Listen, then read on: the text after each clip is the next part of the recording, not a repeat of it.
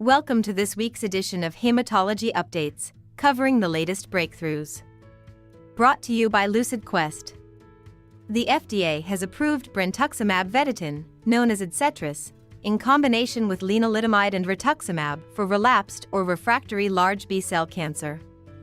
Results from the Echelon-3 trial showed a 37% reduction in mortality risk and significant improvements in progression-free survival. This approval provides a critical option for patients ineligible for stem cell transplant or CAR-T therapy.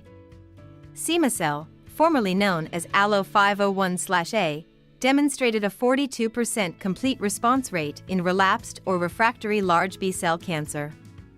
The median duration of response was 11.1 months, with complete responders maintaining responses for a median of 23.1 months. The ongoing Alpha-3 trial is now evaluating its use in first-line consolidation therapy. The clonoSEQ assay has achieved a 7-fold increase in sensitivity for detecting minimal residual disease, or MRD, in large B-cell cancer. As the first and only clinical MRD test available for this indication, clonoSEQ has been covered by Medicare since 2022, allowing physicians to predict relapse risk with greater accuracy. Indonesia has approved the commercialization of selinexor, marketed as Xpovio, for multiple myeloma and large B-cell cancer. This marks a significant expansion for the first oral XPO1 inhibitor, which is already approved in 10 Asian countries. Ongoing clinical trials continue to assess its efficacy in both hematologic malignancies and solid tumors. A novel anti-CD38 CAR gamma delta T-cell therapy has shown strong myeloma killing ability, even when used in combination with Darzalex or Sarclisa. This next-generation therapy has the potential to become an off-the-shelf CAR-T treatment option for multiple myeloma. Janssen and Genmab have discontinued development of the investigational anti-CD38 antibody Gen3014. The therapy failed to demonstrate superior efficacy over Darzalex and raised safety concerns. Following the announcement, Genmab stock declined by 8%.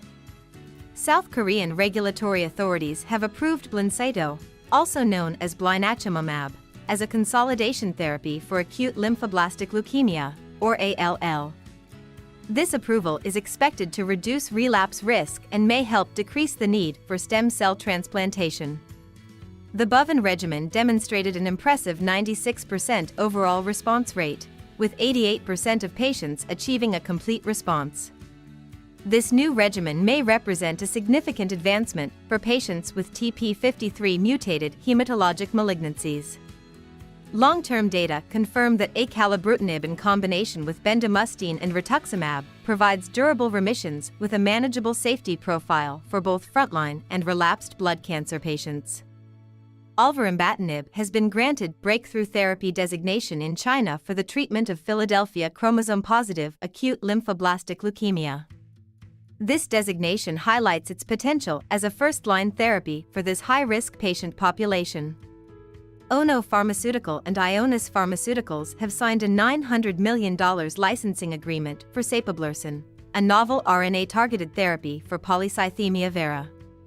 This deal marks a significant milestone in the development of innovative RNA-based treatments.